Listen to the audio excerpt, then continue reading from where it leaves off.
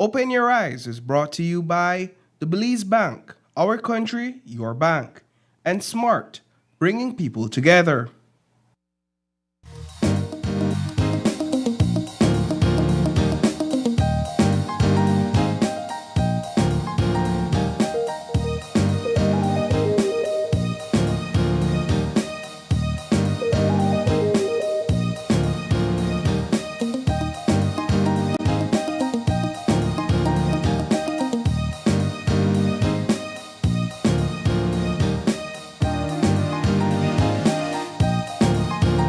Live from the GBM studios in Belize City, it's Open Your Eyes. Start your morning right with your hosts, Sabrina Daly and Isani Caetano.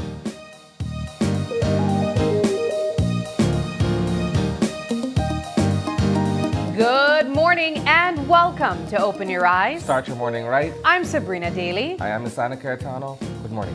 And good morning, Isani. Good Happy morning, Wednesday. Sab. Happy Wednesday.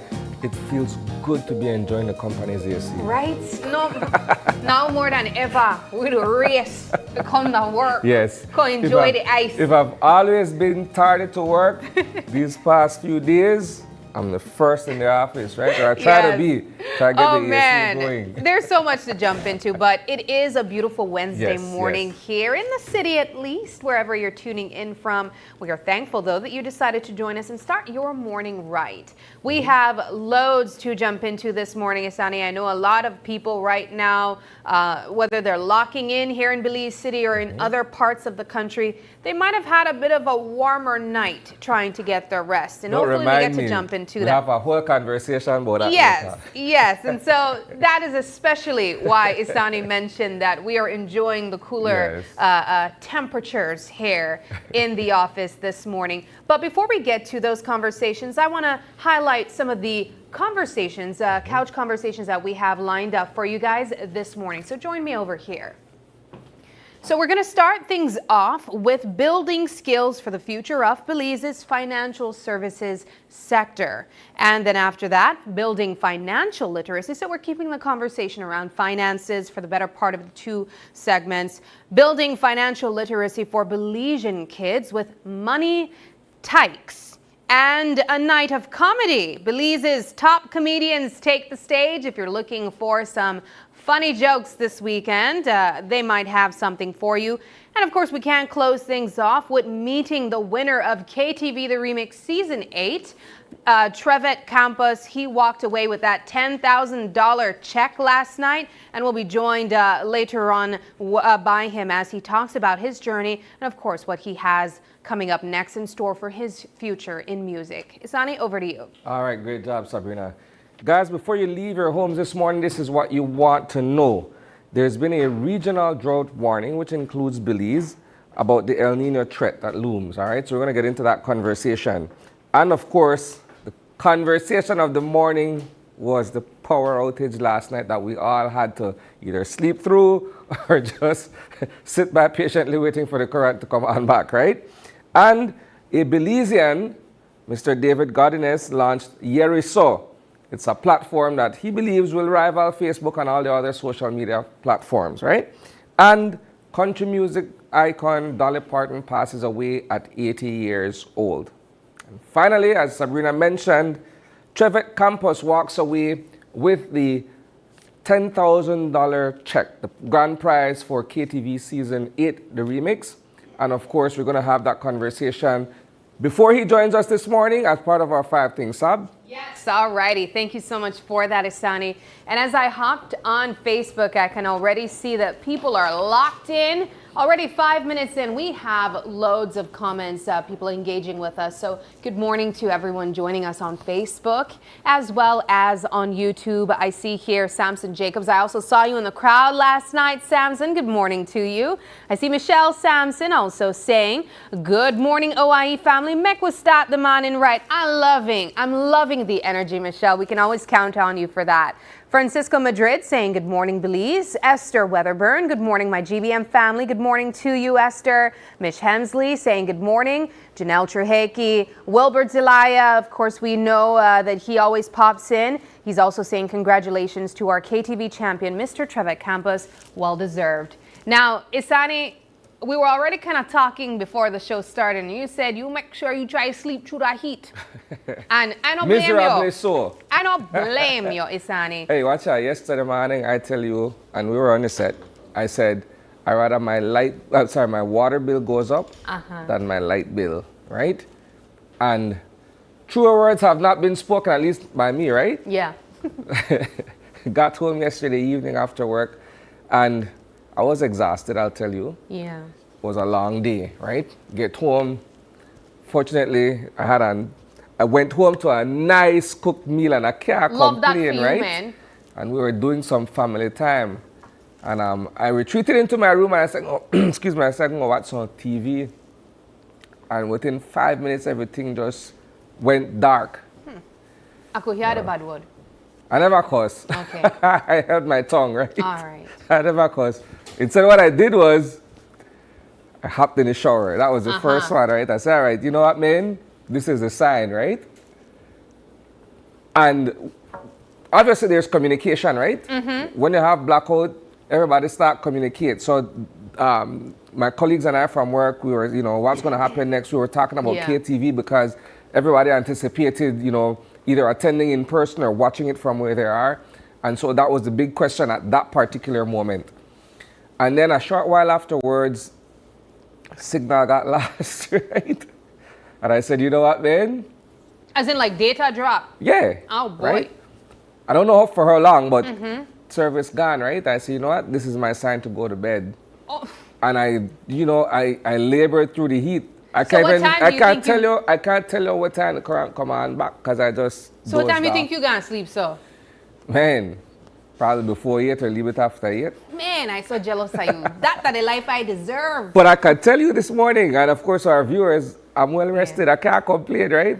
While I'm here, anticipating my second cup. So it's so interesting because I know that we made a post online saying that there was a countrywide power outage. However, I'm also learning that certain parts of the country got electricity back while others didn't. And All right, so in our case, because I left the office because obviously we were doing the news and I was headed to KTV because I can't miss the finale, And everything plunged into darkness? We going lucky in.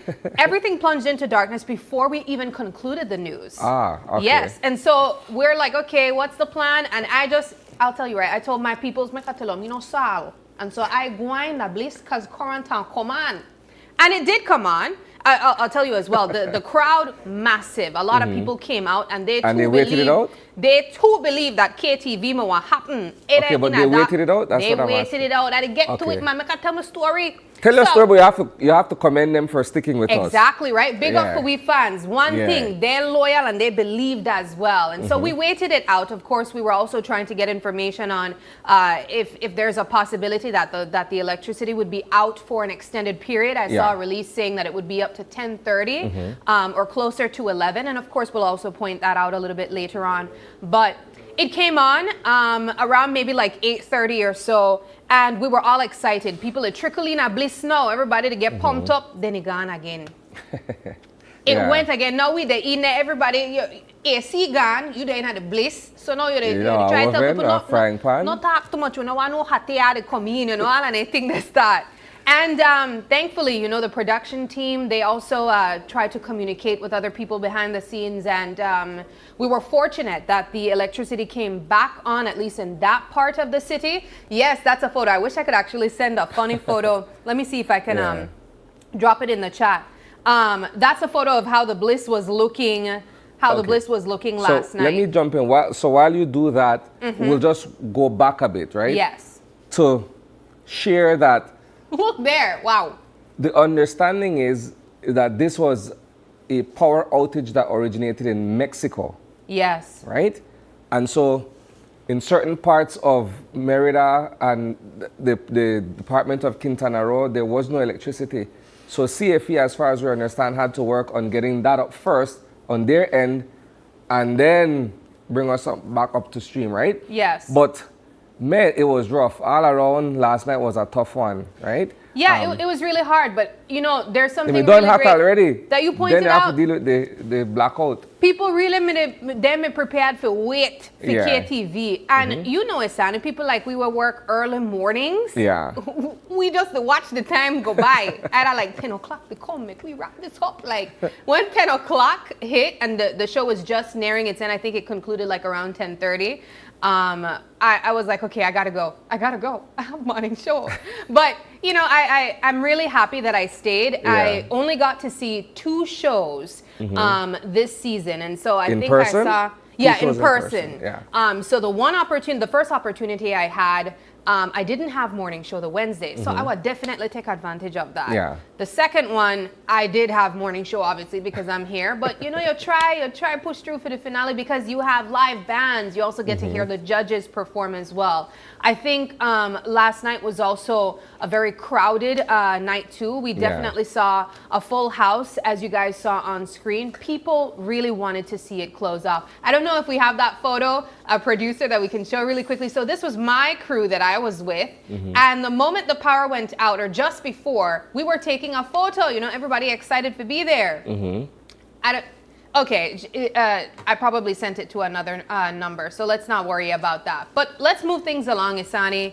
I know that one of the things that people have been saying is that there are concerns about BEL.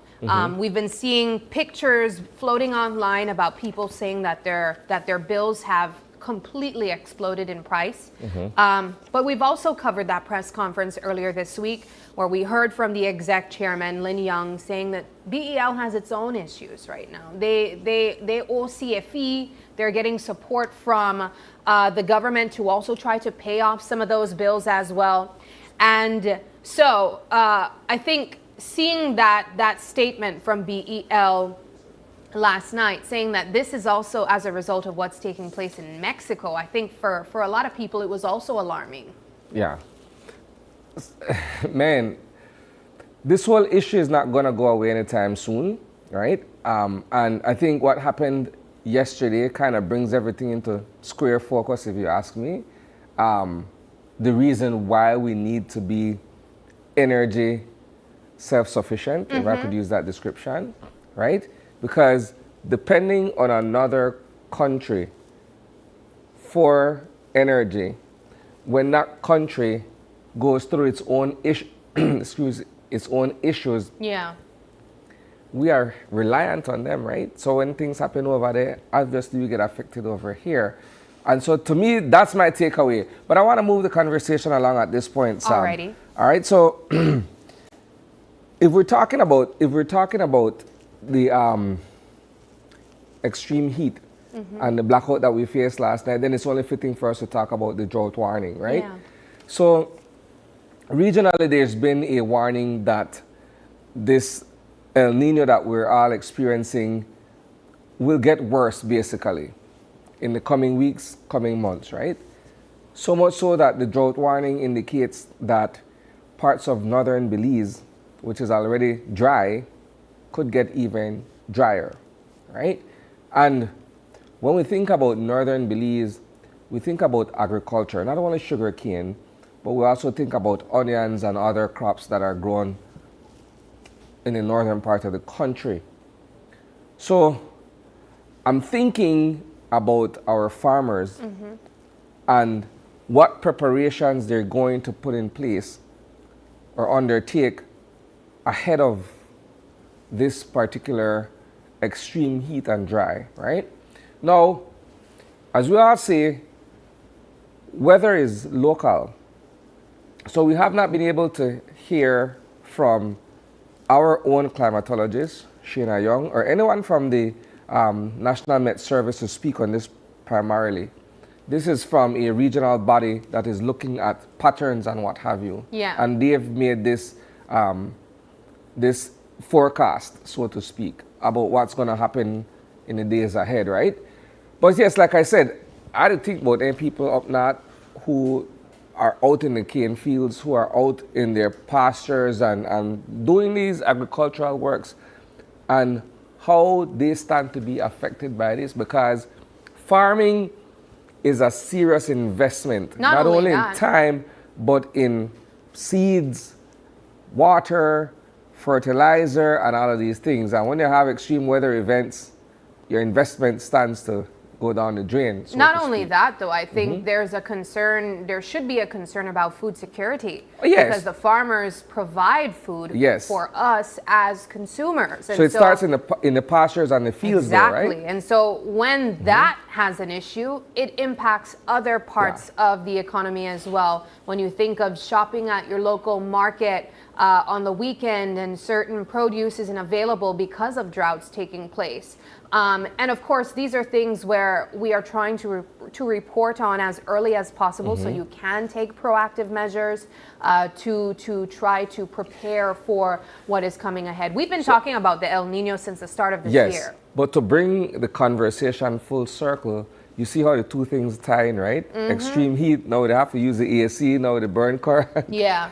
so everything is, in a sense, tied together, right? I think more than ever, and perhaps even as we go on into other years, we're going to see a shift in conversation around renewable energy for general households even, I think. I imagine there will be a lot of people investing in some type of solar equipment, whether it's upgrading their entire home to solar. Easier said than done. Investment on its but own, easier said than but done. I think people will start doing that more. Well, the government has to incentivize our move to renewable energy. Yeah. You can't preach to we that going green and going solar, because going green and going solar is expensive in and of itself. So you can't tell we put solar panels and buy batteries and stuff if the cost of importing these items, they give you or break on importation duties and what have you. Just before we go into our other topics, I want to read some of the comments that we've been getting. I see Michelle Sampson said, I was at a meeting when it went off, went home in the dark, but luckily I have solar at home, so my yard may light up. Nice. Fall asleep on the patio till 12 this morning. Michelle, the SWAT mosquitoes? Or? I don't know, but it sounds like the life to me. I see Samson Jacobs saying, Sabrina Daly, I love everything GBM does. I'm also a faithful follower of KTV, duets, etc. Paul said, what's the bigger picture? High electricity bill, complaint, and seemingly unreliable service. And I think that's a complaint coming from everyone at this time. It's one thing if you're paying more and getting better service, right? And it's another if you're paying more and then you don't even know if you are. But if it's the flip side, man, it's rough. Yeah, and so I definitely think that's a common message coming from everyone at this time. But let's move things along because, as we mentioned, Isani, all roads were leading to the Bliss last night. Dark or no dark, people want to say who will win KTV, the remix season 8. And it was a fantastic show. I was there in person and I thoroughly enjoyed the show. I think everyone came out wanting to support their favorites, but just really see the finalists take the stage one last time. Also seeing some of the judges take the stage, some guest performers, and even a live band. This was Judson doing his thing. He did a fantastic job. They all came out dressed for impress Isani. And some of these performances left at least me with goosebumps. I'll tell you, when Tiana opened the night singing Zombie from the Cranberries, she was a rock star. When I tell you, I sent a message in one of our group chats saying, now that was a performance. And I'm not even exaggerating. She did so amazing. And of course, that was just the start of what KTV finale had in store. But ultimately, people wanted to know who will win or who win. And so we stayed there until about 10:30 and we saw Trevitt Campus be crowned, be named the champion of KTV The Remix Season 8. Such a, I think, deserving win. Everyone really deserved to be there ultimately if you got the votes that you needed, but just a huge congratulations to him. I know that they all worked hard, and I know that Trevitt, more than anybody, happy about that $10,000. But I was joking with some of my colleagues this morning because he also won an AC unit. So I said, the irony, smile right now. They watch him walk out, they lift that. I mean, but ultimately it was a great night. Yes, as you can see, Trevitt being named the champion. But still on the topic of music, yesterday was also groundbreaking for a lot of country fans. We know Trevitt is a country musician. a lot of people were shocked by the announcement of the passing of, world-renowned singer Dolly Parton. After a brief bout with cancer. Yes. Right? Now, let me ask you this. What are your favorite Dolly Parton songs? I could tell her right now. I think more than ever, a very popular song that she has, the chorus at least, rings through in the times that we are in. Working 9 to 5. What a way to make a living. That's my favorite one. Yeah. But I know that she has some other songs that I remember like hearing around Christmas time, right? Okay, you're the Christmas time Dolly Parton. All right. Yeah, gotcha, I like that gotcha. too. But I also remember hearing her music like on the weekends on the radio, right? You just feel like so here you're we there. go. Here Yeah. we go, right? So if you grew up listening to radio, you would know that Sunday afternoons were, at least local radio, Sunday afternoons were reserved for country and western music, right? Yeah. And so growing up, there was this one duet between Dolly Parton and Kenny Rogers, Islands in the Stream. Yeah. Right? That was my thing, right? And then Jolene, of course. Yes, right? Jolene. I love Jolene. Which was recently redone by Beyonce on the Beyonce. Cowboy Carter album, right? Yep. So those are my two personal Dolly Parton songs, right? But she's an icon. She is one of them people that in her life and through her music and through her philanthropy and all of these other things that she did, she transcended culture, right?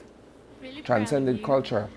And when it's a rarity when you have people that can achieve that height of success and be able to still remain relevant, right? Yeah. By transcending culture, right? Yeah. So we call them iconoclasts, right? So she would be one of them.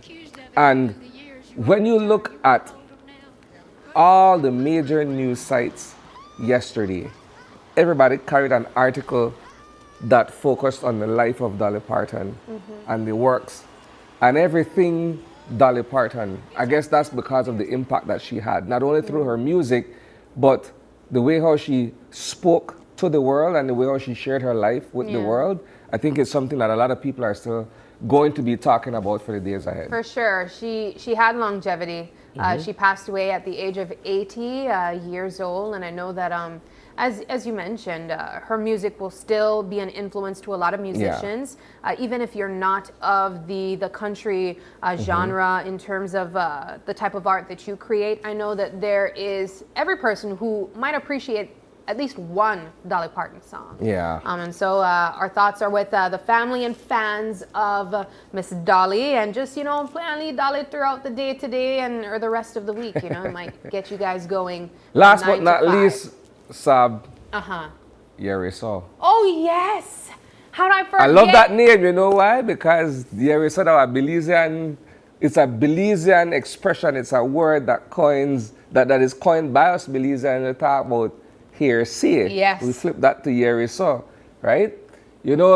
Belize, others call it the tea, right? And other people say chisme, right? But we say Yeriso. So now for Mr. Godinez to create this platform for us Belizeans, for us to be able to communicate with each other much like we would on any other social media platform. What makes it feel special is designed for us in a language that we could all communicate with each other in, right? Yeah. Because, not for you is a big expression, but Creole is the lingua franca of Belize, right? That's the everyday language where we communicate with each other in, right? Verbally. Yes. So if we have this platform now, allow if we could do that, all of the language and everything is in Creole. And I think his biggest endorsement has been from the Prime Minister of this country, right? Yeah. Hi, What everybody. better stamp of approval, yeah. I hope you spell hi, everybody. No, it was in proper English. But Man. I'm so proud of Daniel. I'll Yes. tell you, I grew up around Daniel. We used to go to Bible camp every year. And so I know his sister, I know his parents as well. Yeah. We go to church on Good Friday and stuff like that. but I never imagined that he would be what, people are kind of coining the Belizean Mark Zuckerberg, right? or maybe the Elon Musk, because the way that the app is set up, it kind of resembles more that of X, or what was formerly known as Twitter. But I'm so excited about this, Isani. We have our own corner of the internet, as he described it. And I think there's so much potential here, because when we talk about Creole, or in other in other parts of the Caribbean, having a patois and stuff like that, this could be something for the Caribbean, not only for Belize. This is my one. I opened yesterday. I said, what go Belize? Adea. Of course, I have not been able to really lock in and start following as much people at this time. Yes, man, if you know, see me, just add me, because I like see what it happen. I want to know what at a year or so. But it's exciting, and I really hope that people use it for more than what the title of the name is. I don't want people to misconceive it for a gossip app, right? I think it's just it's just an opportunity for us to share our thoughts. You can also have access to artists as well, in terms of musicians. There's an option to find out about restaurants and latest foods available in the country too. So I think there's so much potential when it comes to this application. That aside, I know that the developer, Daniel, he's consistently updating it throughout the day, throughout the week. Right now they have over 1,000 followers, or over 1,000 subscribers. And it's only growing. I believe it's #1 in Belize. It's the #1 app in Belize right now on the App Store. Our producer informed us that it got 3,000 subscribers or downloads in just 2 days. And I think that really goes to show that this is something that people are really embracing at this time. You don't have to go on to see what happened on Facebook. I see even Smart joined Yeriso. So you know what that means, Isani? We have to get by Yeriso too. People have to find out the news. We want Yeriso, and we want the factual Yeriso too. Well, so, there's no factual Yeriso, but I get what you say. You all go to GBM for the factual Yeriso. But I'm excited about it. If you guys haven't downloaded the app as well, it's very easy. You can do it in a minute. And of course, just download or create your own profile and follow a couple people. You can follow me. It's Sabrina Daly. All right. Well, we are going to close things off at this time and jump into our weather forecast. Before we do so, I see some other people commenting. Denisha Cruz saying, tell BEL to pay their bills. In the next couple months, Belize will get worse. That nothing, not to get better than Belize. All need to do that, drain the poor people their pocket. I see Michelle Sampson saying, Denisha, they need to get on the same payment plan. They tell us to get on. I believe they are actually on that payment plan, Michelle. Michelle also said, I look for you, Sabrina Daly. Thank you. All right. Well, we do have to close things off at this time, and we're going to now jump into our weather forecast brought to you by the National Met Service.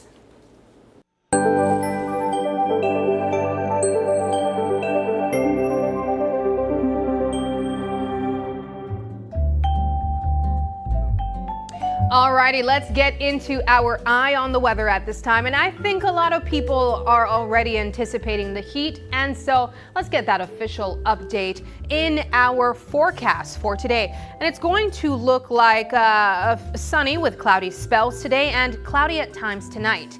A few showers and thunderstorms will affect most areas this morning, but especially southern and central portions of the country, with shower activity becoming isolated this afternoon. And then tonight, a few showers or thunderstorms will develop mainly over the south. So that's good news. With the heat, we're getting some showers as well.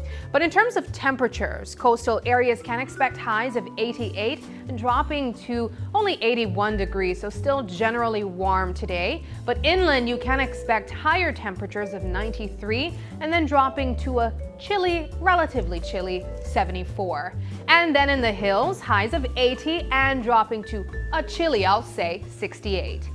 In terms of our extended forecast for Thursday through to Sunday, coastal temperatures for Thursday will expect highs of 89 degrees Fahrenheit and dropping to lows of 81. For inland on Thursday, 94 for highs, then dropping to 74. Now Friday through to Saturday, very similar temperatures for coastal areas, highs of 89. For Friday and Saturday, dropping slightly to 88. And then in terms of lows, 82 degrees respectively for all. Now inland areas for Friday through to Sunday as well, very similar, 95 for highs and dropping to 74 for Friday and Saturday. And then on Sunday, 93 and dropping to a 74 as well for inland areas. Now the astronomical forecast, the sun rose this morning at 5:37 a.m. and will set at 6:11 p.m. The moon rise is at 4:43 p.m. and will set at 4:12 a.m. The sea state is light chop with winds blowing from the east at 10 to 15 knots, and today's high tide will take place at 8:35 a.m. and a low tide at 3:50 p.m. However, another high tide will happen today at 9:38 p.m. and then tomorrow another low tide at 3:04 a.m. And that does it for our Eye on the Weather, again brought to you by the folks from the National Met Service. Isani, back to you. All right. Guys, we're going to take our first commercial break. When we come back, it's all about building skills for the future of Belize's financial services sector. Stay tuned.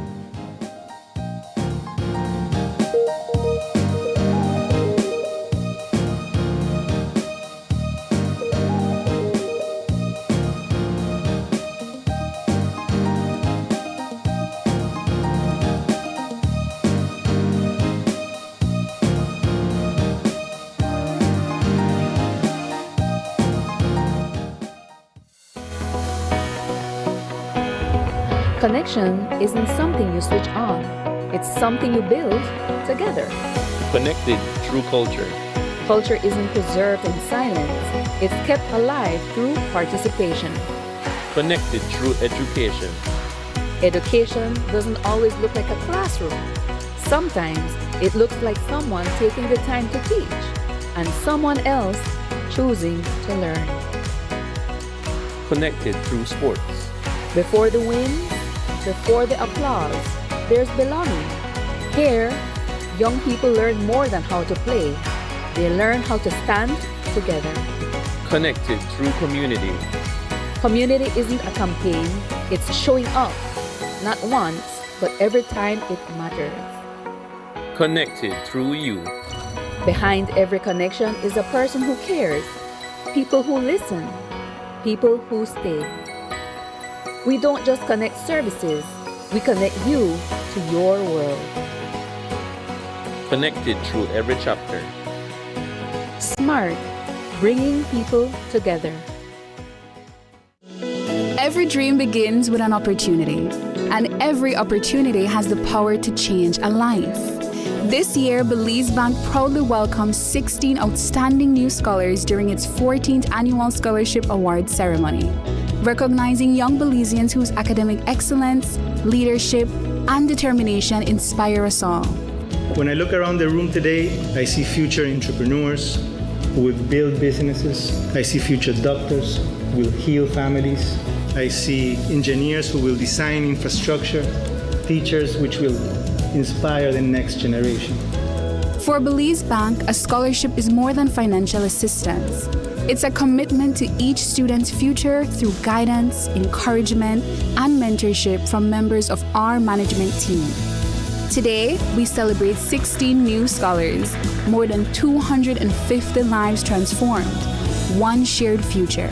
Because when we empower our youth, we empower our nation.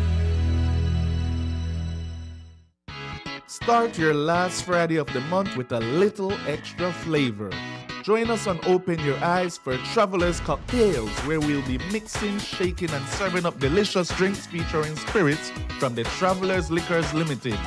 Discover creative cocktail recipes, fun combinations, and refreshing ways to enjoy your favorite Travelers spirits.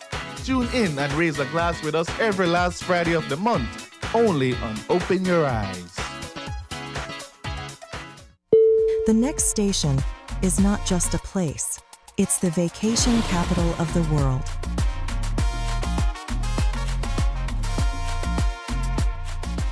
Mexican, Caribbean, the vacation capital. When your baby feels comfortable, you feel confident.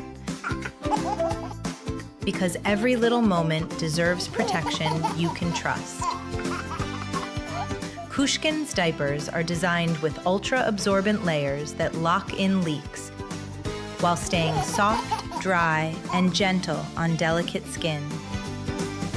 So your baby can play freely, and you can enjoy every smile without worry. Kushkin's diapers, comfort they feel, protection you trust. Kushkin's diapers and wipes are available countrywide at a supermarket near you.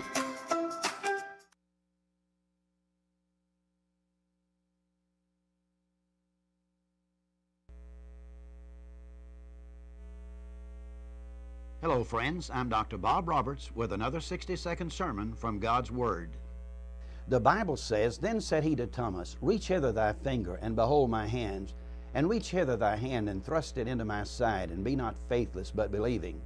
It was a simple touch by Thomas, one of the 12, that brought faith and comfort to his troubled soul. There is not anything that brings more assurance than a touch from one that we love and trust. Many years ago, Benjamin Harrison, who later became the 23rd President of the United States, was asked to deliver an address at a funeral service. When he arose to speak, he said, "Last night I was awakened by my little daughter, who had arisen from her bed and made her way across the room and was stroking my face with her chubby hands.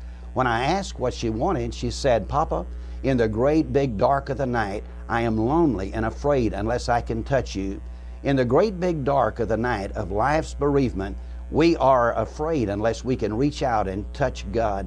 Christ continues to invite people in their doubt and despair to reach out and touch Him. If you are struggling today, dare to reach out and touch Him by faith." Today's 60-second sermon has been presented by Christian Foundations of Faith in cooperation with the Baptist churches in your area.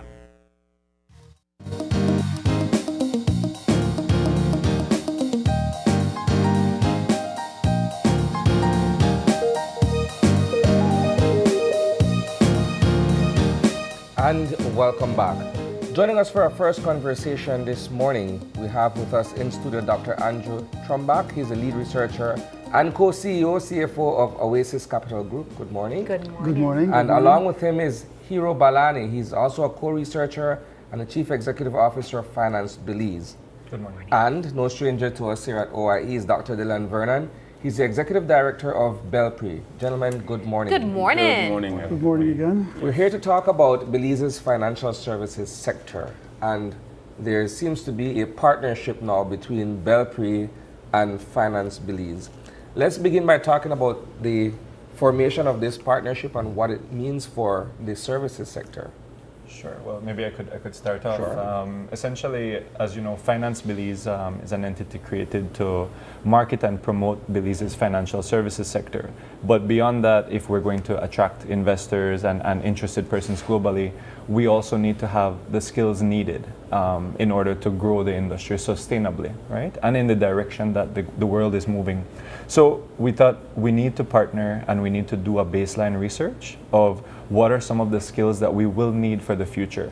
And we thought what better partner than the Belize Policy and Research Institute, headed by Dr. Vernon, which can help us to look at the policies that Belize needs to put in place in order for education to meet the needs of the private sector, right? So ultimately, this is part of our strategic plan under Pillar 1 of Finance Belize, which is human capital development. If we don't have the talent, we won't be able to grow the industry in a nutshell. Right? It's a great match indeed. The Belize Policy Research Institute at the University of Belize, our main objective is to add to the body of evidence-based policy through vigorous research and policy influence. And so human resources development, matching skills with demand out there is in a broad sense one of the things we're interested in through effective research. And so when Finance Belize approached us to collaborate on this issue. Excellent research that has policy implications. It was a win-win situation for both of us. Yeah. Yes.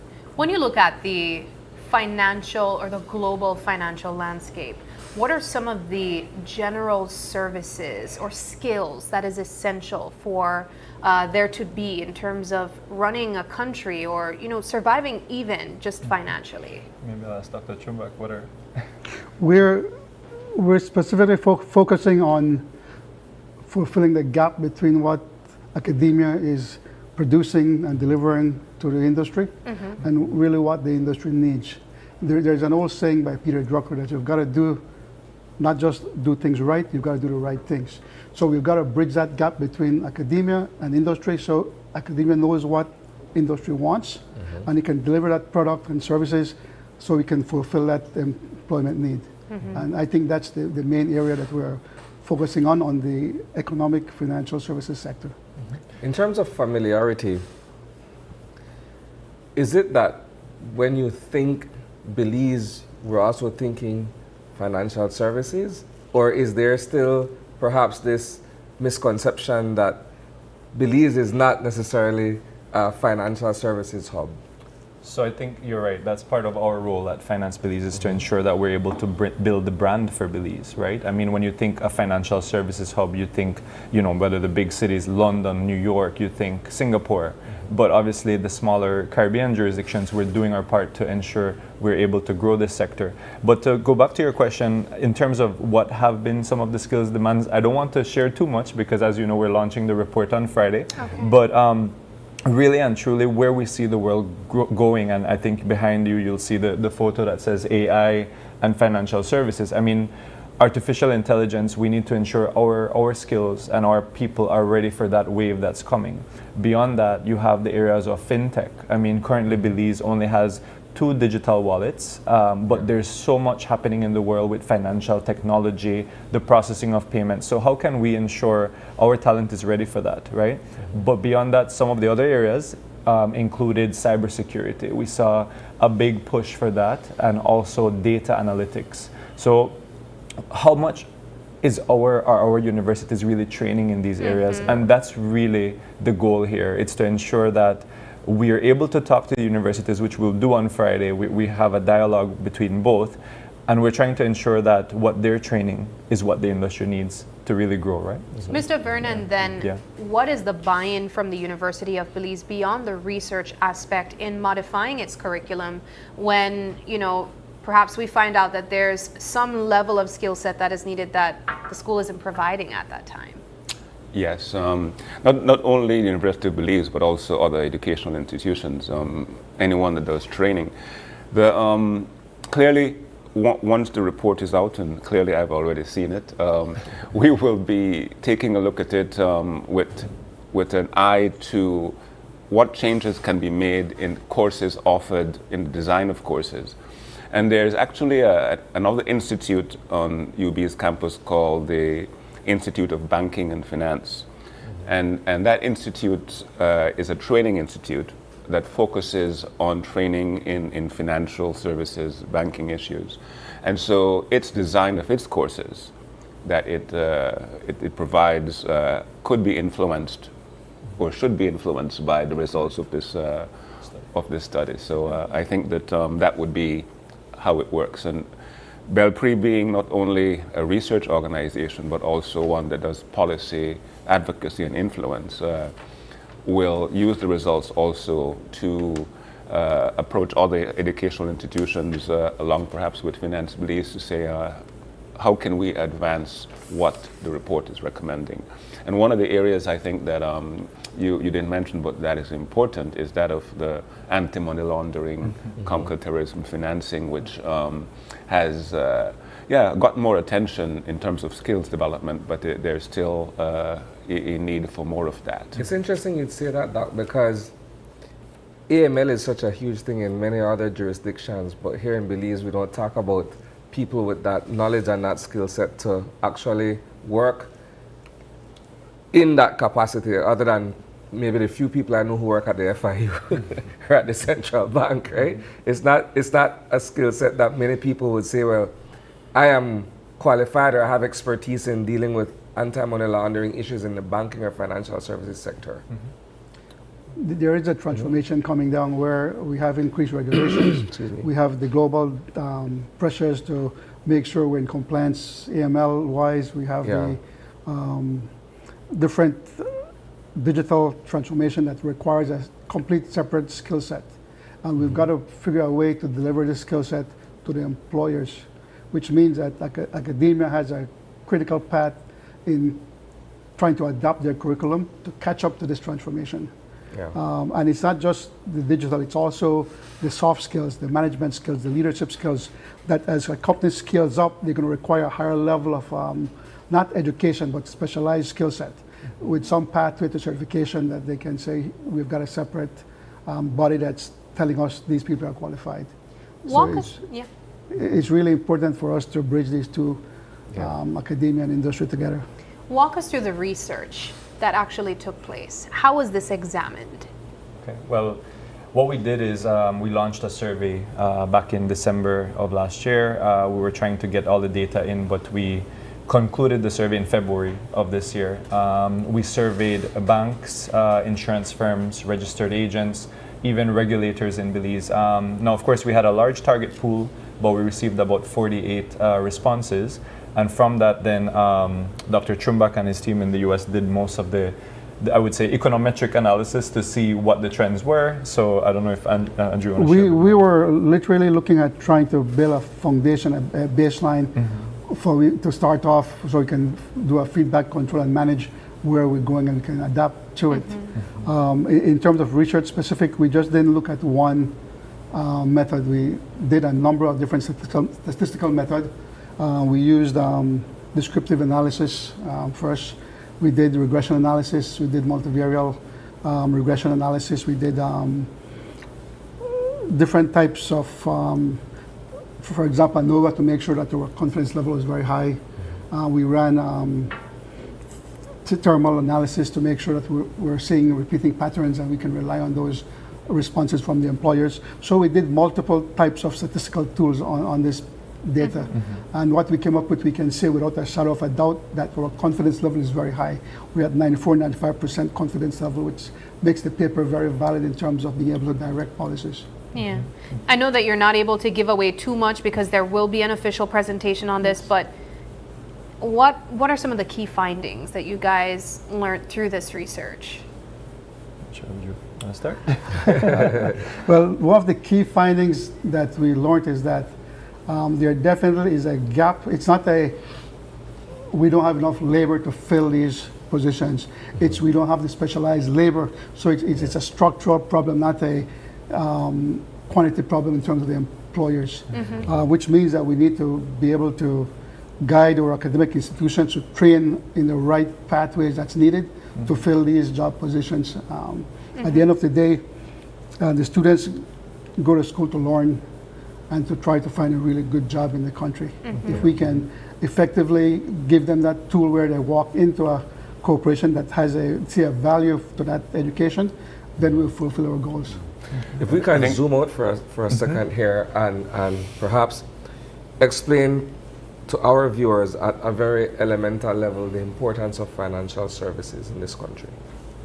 Well, I guess that one is for me. So really, when you think about Belize's GDP, we often only think about the contribution of tourism and agriculture, and now very much so the BPOs have been growing. You see fisheries, the other contributors. But Belize is heavily a services-based economy. That's primarily our bread and butter. But when you look at the statistical data, the financial services sector contributes about 8% to Belize's GDP in 2024. We're hoping to grow that number. So again, there is potential for a significant contribution from the financial service sector to our economy, right? So when you think about all the employment that all the firms in the sector, the banks, insurance firms, the registered agents, so it is significant. And part of what the study also does is a bit of a projection of how much jobs, and we're seeing a 10% job growth by 2027. So again, that is also one of the findings you'll see when we launch the report on Friday. But I think Dr. Vernon wanted to Dr. Vernon. Well, no, you spoke about zooming out, and I think another way to zoom out is that this study is a microcosm in a sense of the wider economy and labor force, in that it is saying and showing that it is not only having numbers, it is the specific skills that you're producing to match what the economy needs. And this is true in other areas. Yeah. This one is taking a deep dive in the financial services sector. But the bigger story is we have to match our skill production with what the economy needs, and we also have to project in the future what we need. So we are producing the right mix of skills in our educational institutions.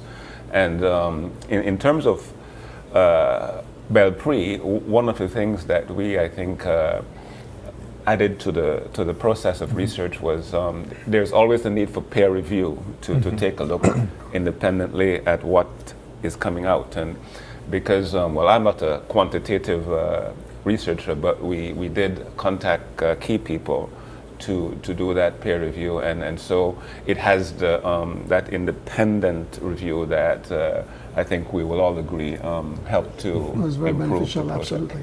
Yes. Yeah. So tell us about the report. Who is invited to attend and learn about, the findings? Sure. So on Friday at 10 a.m. at the University of Belize Conference Center in Belmopan, we will be officially launching the report. It will be available on both Finance Belize's website and Belpre, accessed digitally after Friday, and on Friday we will be giving out hard copies as well. So that now, in terms of who's invited, we have invited all 4 universities in Belize, all junior colleges, including the Association of High Schools, to come in and get a few insights. But beyond that, we wanted to create a space on Friday where they can meet with the employers. So we've invited the banks, we've invited insurance firms, persons working in the financial services sector, potential employers even. So one of the key things on the agenda, however, is a dialogue. So after we launch the findings of the report, we're going to be doing a panel discussion, having the Chamber of Commerce, the Belize Bankers Association, and the Financial Association, along with SJC and the University of Belize and those present. And what we want to do is say, okay, here are the findings, here were the gaps. Now let's talk about it. Let's see what actions we can potentially take, not only from academia, but at the national policy level.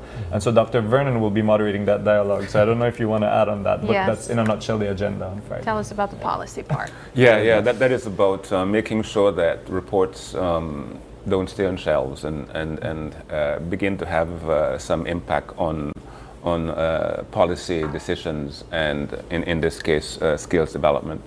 And having all the key players begin to talk about it right there is a great way to begin. And clearly that will not be the last thing that is done, but it's an important way to begin. Well, gentlemen, it sounds like it will definitely be an interesting, event. I imagine there are a lot of students who could appreciate something like this. I couldn't help but think of students who travel overseas and they study abroad. And, oftentimes you'd hear people say that education here, and no offense, Doc, but education here in Belize is very limited in terms of the options and the things that you can study. And so they go abroad and they have, several other options, and then they find out that, I can have a job in this specific thing that you don't necessarily learn about here in Belize. And so I think that's also an opportunity for us to expand on that, and even for the workforce to know that you can, add this to what you guys are offering as well. Right. I think the one of the key headlines here is the students, young people out there. There are going to be more opportunities in this financial services area. Beyond being a banker. And think about it as something that you can begin to train in or improve your skills in, because the jobs are going to be coming.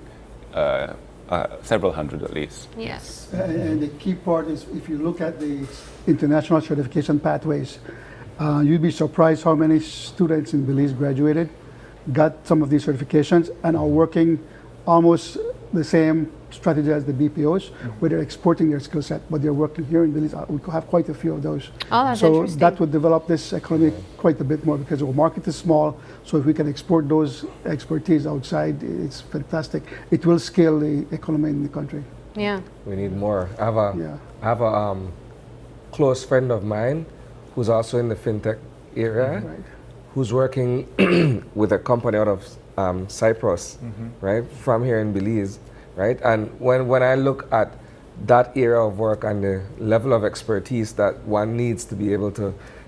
Belize is right for that kind of stuff. We just need to be able to hone the skills and get more people interested in that particular field. Well, and just companies in the U.S., right?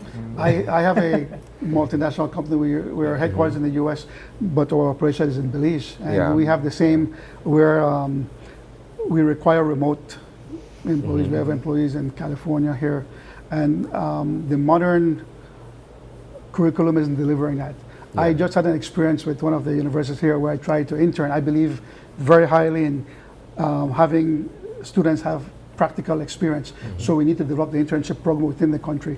I tried to bring an intern on, and they told me, no, they need to be in an office 9 to 5. I'm like, what, excuse the language, what kind of BS is that? I mean, it's a very old school way of thinking. You know, we need to train our students to interface with different levels of management. They need to be able to use the digital tools to be able to work in this modern economy. And that's the kind of deliverable goods we need to produce at these universities so they become valuable to the employers. Absolutely. And the employers could be here outside the country. Yeah. Well, I'm hoping that definitely scratched an itch for some of the students right now thinking of their future, or even going into other parts, expanding on their education as well. Gentlemen, thank you so much for giving us a preview of what people can expect if they go to the launch on Friday. And we wish you guys all the best. Thank you so much. Thank you. Alrighty, we are going to take a quick break now, but don't go anywhere. When we come back, our next conversation is building financial literacy. If you've been enjoying this financial conversation, we'll be jumping into financial literacy for Belizean kids when we come back.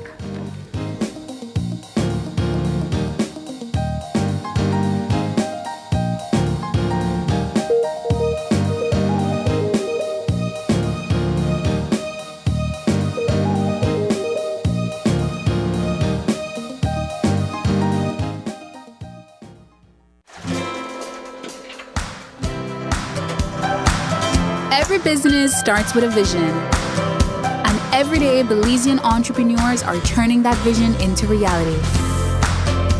Hi, I'm Rosalie, General Manager of Cards and Merchant Services at the Belize Bank. Today, I am proud to introduce our new solution designed specifically for Belize's small and medium-sized businesses. Introducing the Belize Bank Advantage MasterCard SME Business Credit Card. Whether you're managing everyday expenses, purchasing inventory, or investing in growth, this card gives your business the flexibility to move forward with confidence. Applying is easy. Visit any Belize Bank branch and speak with one of our SME officers. We'll help you find a solution that best fits your business. Your business is building Belize's future. Let Belize Bank help power what's next. Insurance fact. Did you know Home Protector Insurance provides liability insurance that is for licensing? Public liability insurance for the hotels and guest houses protects the guests staying at the resort. Tour operators insurance for on-site tourists and marine passenger liability for passengers. You take care of your guests, we'll take care of you. Visit any Home Protector Insurance office near you to learn more. It's time for the 37th Annual CBU Media Awards. And once again, Greater Belize Media is regionally recognized with exceptional awards and special mentions. Best Social Media Content Creator Award, Benita Keme Palacio. Best Videographer Award, Rick Romero. Child Rights Champion, Children Who Inspire. Belize's Children's Parliament debates adolescent health access. Reporter, Brittany Gordon. And videographer, George Tillett. Child Rights Champion, investigative reporting story. Special ed students locked out of school for 2 days straight. Reporters, Paul Lopez and Brittany Gordon. Videographer, George Tillett. Best Comedy Item, Grinch Steals Christmas at GBM, Rick Romero, Sheena Smith, and Nisa Sanchez. Special mentions include Best Advertisement, Television, OIE 17th Anniversary, Sheena Smith. Best Production on Land Degradation Neutrality, Boston Village Fights Back Against Illegal Logging. Reporter, Paul Lopez. Videographer, Dennis Tucker and Cleon Barrow. Best News Story, TV. Captain and passenger save flight from hijacker. Reporter, Marian Ali. Videographer, Darrell Miguel. Graphics, Sheena Smith. Greater Belize Media, growing together. It was rainy, muddy, playing in a whole heap of mud. We actually started working out of an apartment with about 6 of us. It was only 9 of us. About 15 of us, not sure where we were heading. I came from Cancun, Mexico for an interview and I didn't go back. First time working a big girl job. And if you didn't know, you had to figure it out. I didn't know anything about plumbing, so I had to study YouTube. We won the bid. I definitely have to ask your boss to give you a raise. I plan on retiring here. 8:39 in the night, I'm still picking up the phone. And each layer matters, guys. I want to see or hear people say that Design Depot is a family. Design Depot to me is like a family. And we all combine to make this one beautiful Sunday dinner. I don't know who might be the salad, but 1, 2, 3. Never stop.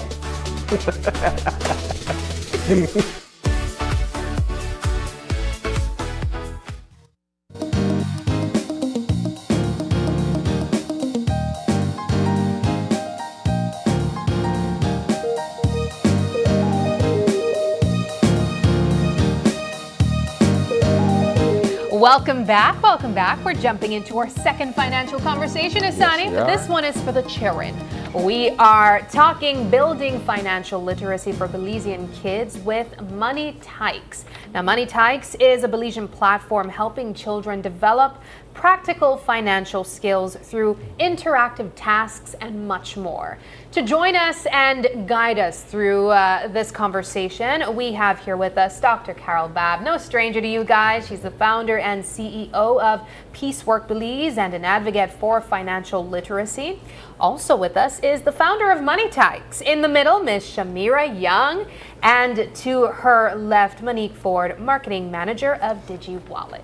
Ladies, thank you so much for joining us and welcome. Thank you. Thank you for having us. Good morning. Now, I don't know how we line this up, but I think, Isani, it's quite fitting that we have the financial talk for the adults and then financial talk for the children or the kids right after to make it understanding. Unfortunately, I might have needed this one for myself, though. But tell me about Money Tykes and this latest initiative and what it seeks to do. So Money Tykes is a platform catered to kids primarily 5 to 17. It's a family app really, so it allows parents to assign chores, tasks. We also have practical videos on the app itself for kids that teaches them everything from what money is, how to be an entrepreneur, how to save, how to budget, and also for the older kids 14 to 17, we're jumping into payroll. Talking about what is payroll, what does it mean your gross pay versus net pay. Many kids come out of school trying to help their parents and they didn't know that, hey, my gross pay is just the full amount. Most businesses you have to pay Social Security depending on your salary, income tax, and as well most businesses deduct insurance, so that won't be your take-home pay. So that they're fully prepared at least, right? Small synopsis as well. We're jumping into credit card, what is debt?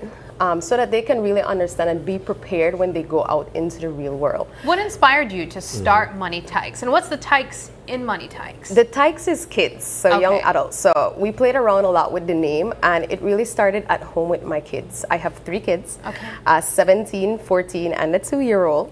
And the older ones are in high school and college, and we started talking about money a lot at home. And, you know, we all go through learning experiences, challenges. I'm still learning a lot and starting to have that conversation with them. It became clear that there's not enough going on. And right now, all kids, or majority of the kids are into Roblox, Fortnite, their devices, technology is in the home. So my youngest one, the middle child is always the most spontaneous. I was like, Mom, we should look at something for our phones. Because we had a system in place. We started on paper, we went into Excel, a whiteboard, and I started playing around with the idea about a year or 2 ago. And last year, I have a great team, some business partners with me, and I said, hey, I have the concept, everything ready, let's look at it and see what we could do. And it started to evolve into more than I thought it would be. Thank you to DigiWallet. So we're fully integrated with DigiWallet to allow safe spending for kids. Now, we're not a wallet. So we're the integration. And I love that she said the glue that allows kids to spend through their parents. So it's full parental oversight. So a child can go to a DigiWallet merchant with their parent. They can request to do a purchase, and the parent will get an approval, and their DigiWallet will be deducted. Okay. That will go directly to the parent. For my son? You should. And then in addition to that, Dr. Bob will get into it. We're doing a great collaboration with her book, making sure that we have some synopsis in there animated. And we're going to take that to the classroom. So Tykes Connected Classroom allows teachers as well to use the platform, so they'll able to take grades, report cards, also incorporate what Dr. Bob has been teaching in a points recognition system as well. And parent will have full oversight to the classroom based on whatever the teacher wants to show. But they will be able to see, hey, is my kid being at school every day, take attendance, because the teachers will have that capability. And if their kid is earning points. Yeah. Most schools, I know that they reward first, second, and third. You have a lot of different recognitions, but in the platform, they will be able to do that as well. Behavioral points, you know, see if they're showing up every day, and just full oversight with the parent to kind of bring community back together again. Then we could incentivize those points at school with some little money at home, and then they could spend it wisely. Right. Come in, Dr. Bob. So good morning, everyone, and thank you so much for having us. I want to say first, when Shamira approached me, I had my little trepidations, and I wasn't sure where this was going. And she was very persistent, because she believed that this could work. And I must say, it can work. And when she showed me the video, she showed me an animation of my storybook, my J-Cita Learns to Save. She pulled out your heart right there. Yes, and I was blown away. Why was I blown away? Because when you animate something, the story becomes alive. So there was actually a grandma, me, and J-Cita, a person. And I looked at it as an educator. What are the benefits for the animation of the story for a child? There are many benefits. One, the child begins to realize the importance of reading. If a child is struggling in literacy and is having problems with pronunciation, the character will pronounce the words correctly, so the child will learn from that. It also encourages children to read more. And the animation will definitely help children to want to read this book, because we are just going to give like a little snippet. It's not the entire book, because the objective is that we want them to read the entire book. But from the animation, they will learn the importance of saving, which is one of the key takeaways. The second key takeaway is to teach children at an early age the value of work. We want to get rid of that begging dependency, you know, where everything we want, we beg for. So in this story, as you know, you guys are very familiar with this story. J-Cita wanted a tablet for Christmas, and his grandmother said, well, you can do it. He said, well, how will I do that? I don't work. He said, but you have family who can give you chores to earn your money. Long story short, J-Cita did chores, and he was able to get his tablet for Christmas. And the animation is beautiful. And I'm very proud of Shamira. Is one of my students, by the way. I don't think I taught you. I was your principal. I was her principal at Queen Square. Nice. And when one of your own students come, and she was very persistent, because when she came first, I listened, but dismissed her. But when I shared the animation, the video with my other friends, you could see it. When they looked at the video, their faces were lit up. It's very, very good. It's a good way to get children interested in reading and writing. Now I want to get over to Monique, talking about the glue of this entire project and initiative. Tell me about DigiWallet's role. So like Shamira said, children, when they complete their chores, when they complete their tasks in the app, they earn points, they earn coins. Those coins translate to a physical cash value. And so when they want something from anywhere that is a digital wallet merchant, they want to go to Save You to purchase anything, they want to purchase any sort of whatever they want at any one of our digital wallet merchants countrywide, and we have almost 2,000 now, they can safely make that purchase. It's linked to their parents' account, like she said, and then the parent sees the purchase, approves it, and then spends it. With digital wallet, our goal was always financial literacy for anyone 14 and above, because that's how early you can have a digital wallet account. It allows you that freedom to spend without having the requirements of, the tedious requirements that a natural bank account has. And especially for example, our high school students, we just launched in Muffles this week. Those students have the freedom to know that they can move from place to place without the risk of someone robbing them for their cash. That physical cash factor is reduced. And what Money Tykes then ties back in is how do you get children to earn that cash, right? So I told Sham this morning that she really was the glue that brought all of this together, because both of our missions, they're parallel to each other. They're the same goal of wanting this financial literacy, this financial independence, and providing a digital means to do it, because physical cash just, is very much outdated, and we have to move into that digital age where we have physical, some sort of digital, currency that we utilize. What I'm impressed with is the fact that this entire initiative is women-led. Yeah. Right? So for me, I think it speaks volumes because... I didn't even think of that. But it's true. Yeah, for me it speaks volumes, because like when I look at my household, right? If I'm to be honest and share this, the financial literacy aspect of how we operate at home doesn't really come from me, right? Yeah. It's like I'm the provider. Yeah. I have the finances, but I'm not the one that teaches my kids how to manage and how to spend and how to save and so forth. That usually comes from the woman, right?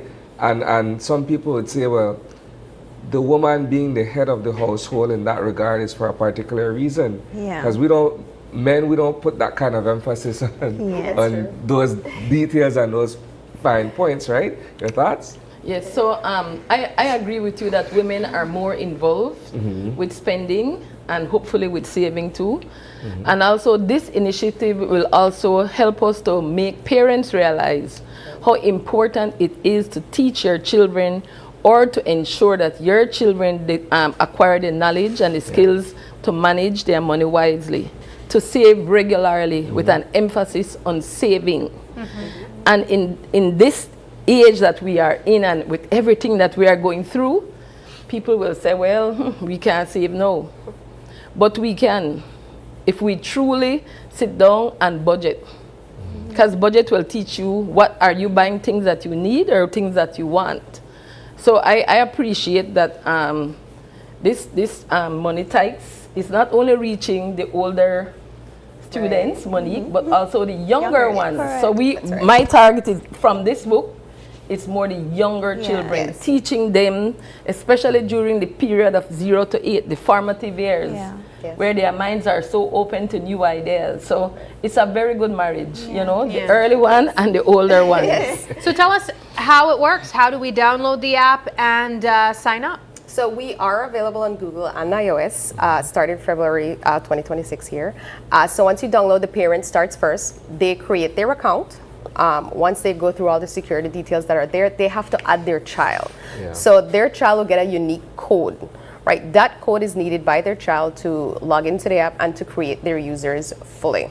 So once they proceed to do that, they start to work on their access with their kids, build a relationship with them, go through the app with them, and it's as easy as that. Parents can go in. I see on the screen, if you're saving towards something, you can see yourself physically, or you can see that physically get to that point. That's really nice. So, thank you. So in the app, the child has a wallet. So they have their wallet section that allows them to see how many coins they've earned, what that has translated to in dollar amount, and to save. So rather than say, hey, I want to spend my money from all the concepts that we're teaching, they can also allocate from their coin amount to that savings goal as well. So it literally teaches them that in the app as well. Oh, that's excellent. We also have challenges in the app based on the videos that are there that allows them to earn bonus coins. And we do have the capability to integrate with financial institutions because we want them to understand what real savings is, to see how interest grows and understand that as well. Excellent. Wow.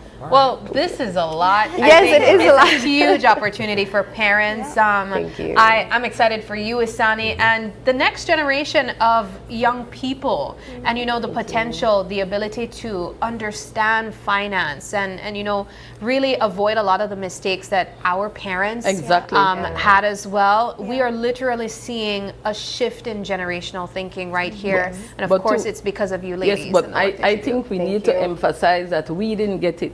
Right. For sure, but we must ensure that our children get it. And that is why Shamira and I, we are going to work with schools. Yes.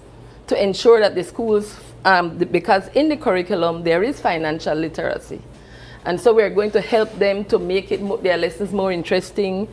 For these books, we have teachers' guides to show them how to engage children using art, with games, with maths, and all across the curriculum. Just to add to, sorry, Dr. Bob, we recently had a great session with the BCVI, Maria Cal. We want to make the app all-inclusive for the visually impaired so that it can help them a lot. So we've already started that process because we want everybody to be able to use the app, right? And with the schools, all the bases, man. yes, we're trying. We're really trying. We're really trying. So and at the event, we're gonna have Amalia's Basket there. She's entrepreneur as well with the BCVI. She has Braille occasion cards and she also does baskets, weave baskets. So we just try to make everybody included as much as possible. Right. Alrighty, well ladies, this is an excellent initiative. As was mentioned, you guys can download this app on iOS and Google. That's right. And of course, it's free for download. Are there it's free for download right now. We do have a promotion and we're trying to keep it free so that when we go to classrooms, then with sponsoring a classroom, we're encouraging businesses to adopt a classroom to bring technology into the classroom as well. We want to have parents automatically be involved and enroll. So you not only be touching the class, but also reaching out to the families as well with that. Final point, can you speak to the upcoming event this weekend? Yes, so we'll be doing our grand launch on Saturday. So it's a public event, it's free. It started off with just a little overview on the app, and then I had the idea, hey, I want to involve kids because it's a kids app. So we're having a great kidpreneur marketplace. We have about 12 kids that will be there as young as 5. And we also have some family vendors that are always not around, so they'll be there as well. We have great sponsors, Belize Bank, Atlantic Bank, RFNG, DigiWallet as well. Just to mention a few, we'll be having Piecework there as well. Ministry of E-Governance will be there. And we want to encourage everybody to come out. Right, support the vendors that are there, support the kids, like you said, support the children, and we want them to experience the whole entrepreneur spirit, and of course get to know what Money Tykes is about. Download the app. There will be a lot of games, financial literacy games as well, and giveaways there as well for everybody. So if you're free, it will be at the Biltmore specifically. That's right. So it will be at the Biltmore on the Northern Highway in Belize City from starting at 2 p.m. to 5 p.m. Right? Okay. So if you want to sign up for the app, if you're interested but you want a little bit more information, that is a perfect opportunity to come down, get live information. DigiWallet will be out there too. So if you want to download both apps and start right there, that's the perfect opportunity to come. Like Shamira said, while you're there, you could interact with the kidpreneurs and play the games. But definitely, if you're interested and you're like, well, you want that little one-on-one experience, that's the perfect opportunity at the Biltmore from 2 to 5 in the River Hall. Yes. Thank you. Shamira, do you have any people that you'd like to say thank you to who supported you along this journey of putting together Money Tykes? Aside from Dr. Bob and Monique for sticking with me through this as well, I have my family. My kids, Norman and Logan, they've been great. My partner has been wonderful as well in the support, especially because you need that when you're starting. My business partner, Glenrick and Zane, you know, there's so much more to thank, but I really appreciate everybody who has really tried, and it's fully supported. It's like a community. Yeah. So I really appreciate that, and we look forward to seeing Money Tykes in every household. Excellent. Nice. Well, ladies, thank you so much for joining us, and we wish you all the best. Thank you very much. Hope to see you there, yes. Make a concerted effort. Yes. Thank you in advance. Yes. Alrighty, we are going to take another quick break, and when we come back, it's all about a night of comedy. Belize's top comedians take the stage.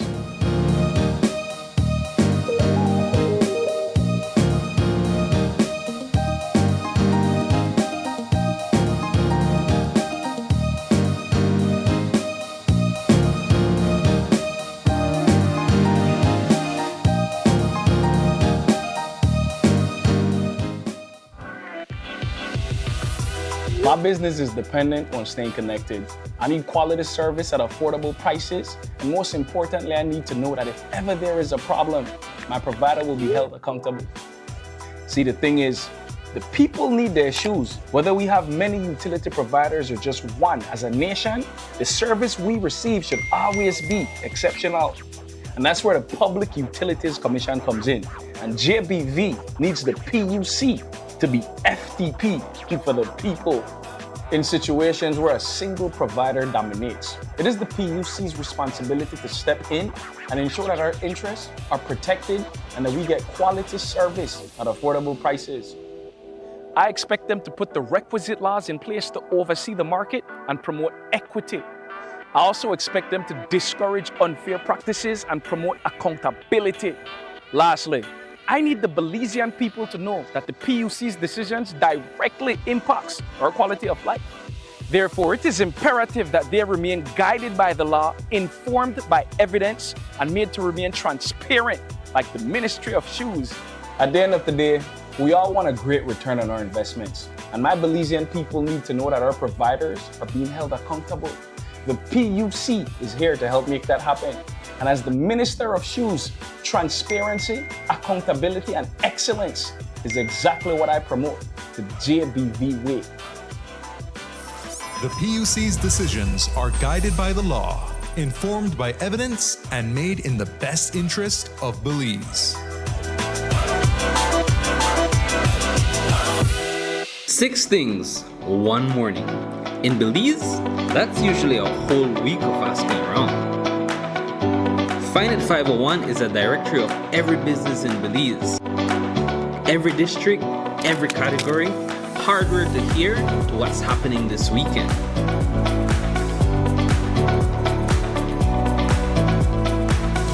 Done before noon. 6 businesses got found this morning. Is yours on Find It 501? Her phone, her laptop, her whole life in this apartment. If anything happens, it's more than just a loss. It's everything. RF&G Renters Insurance helps protect what matters most, even when you don't own the place. Get a smart start this new school year with deals you don't want to miss. Get a prepaid device starting at just $235. Choose from the TCL 503, Honor Play 10, Samsung A07, Samsung A17, and more. Every prepaid device purchase includes a free starter package with minutes, data, and SMS to get you started. Students and teachers, sign up for a Trio postpaid plan and enjoy 50% off for 3 months. Bundle your Trio plan with a postpaid data plan and get a free MiFi. Start the school year powered up with a postpaid power pack, including a device and your postpaid plan deposit, starting at $275. Plus, new students and teachers that sign up for their postpaid bundle get their first month free. Power up for back to school with Smart. Smart, bringing people together. Every dream begins with an opportunity, and every opportunity has the power to change a life. This year, Belize Bank proudly welcomes 16 outstanding new scholars during its 14th annual Scholarship Awards ceremony, recognizing young Belizeans whose academic excellence, leadership, and determination inspire us all. When I look around the room today, I see future entrepreneurs who will build businesses. I see future doctors who will heal families.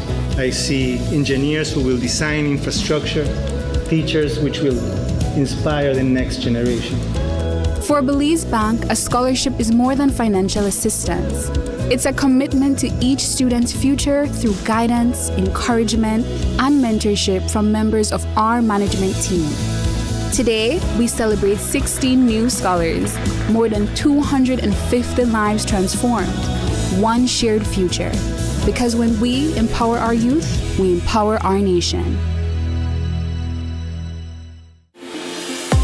We at Full-Tech Systems understand that technology isn't just a tool, it's a game changer. At home, smart devices and AI are revolutionizing daily life. In education, tech is making learning more interactive and accessible for students and educators alike. For businesses and government, it's driving innovation, streamlining operations, and unlocking growth, leveraging tech for better services, infrastructure, and security. At Full-Tech Systems, we help you thrive with cutting-edge solutions, partnering with leaders like Dell, HP, Microsoft, APC, Fortinet, Cisco, and Tomy 8. We deliver the right products for your needs, whether it's boosting efficiency, improving customer engagement, or scaling operations. Connect with us and let's drive innovation together. Full-Tech Systems, your technology center, where you come for the price, but stay for the service. So it started off like any other summer day in Belize. I decided to go down to Builders Hardware since I hear they had 25% off on summer outdoor products. I got a couple of items, a chair, a grill, a cooler, and I got carried away, but the prices were so good. But anyways, I might have gotten comfortable, maybe too comfortable. Then I saw the news, man, the hurricane season was not playing with me. But thank God Builders also had 25% off hurricane preparedness items as well. Flashlights, batteries, sealant, first aid kits, everything I need. And guess what? My grill survived. Get ready, Belize! On September 5th, the streets come alive with color, culture, music, and pure Belizean energy as GBM brings you the 2026 Carnival Road March. One country, one rhythm, one carnival. And you won't miss a moment. GBM will be live from the start of the road march until the final beat, bringing you the sights, sounds, excitement, interviews, performances, and all the action along the way. September 5th, 2026, starting at 2 p.m. Whether you're on the road or watching from home, GBM is bringing the carnival to you, live, non-stop, and up close. We got the rhythm, we got the vibes, we got the carnival. GBM Carnival Road March 2026. One country, one rhythm, one carnival.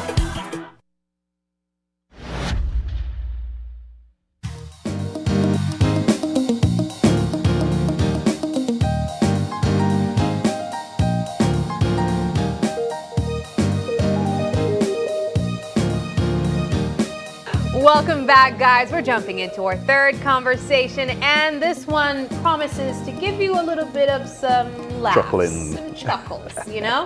We are joined by Comedy Belize representatives, and they're here to highlight a night of comedy coming up this Friday, as they have Belize's top comedians set to take the stage. We are joined by the promoter of Comedy Belize, Delroy Fairweather, no stranger to you guys, back with us after a minute. And also with us is comedian Tyron Anthony, and joining us virtually, comedian David Maury. Gentlemen, thank you so much for joining us and welcome. Good morning. I feel like it's been a minute. Why watch we Yes, man, David. I'm not gonna lie, David, just how you look on screen have me want to laugh. And it's not even because of you. It's just I look the like screen. a night to scope plantation. They don't understand that. They don't understand that when you look in contest that about jokes. Good morning. Good morning. Headlights, No. You guys are already giving me a taste. Look a little bit clear, but that's fine. Yeah. All right, gentlemen, tell us, what have you been up to? Delroy, I feel like it's been a minute since we've had you on the couch, but I know that you guys have been busy. Comedy Belize has been keeping the stage active in terms of bringing this type of entertainment to the country. I heard you guys also travel to Belmopan as well. You have a growing fan base there. And of course, this is another opportunity for Belizeans to embrace comedy in the country because you have a show this Friday. Tell me what you guys have been up to. Yes, morning Belize. Recording in progress. Thank you. Yeah, so this coming Friday, August the 28th, we're doing a show at the Best Western Plus Belize Biltmore Plaza.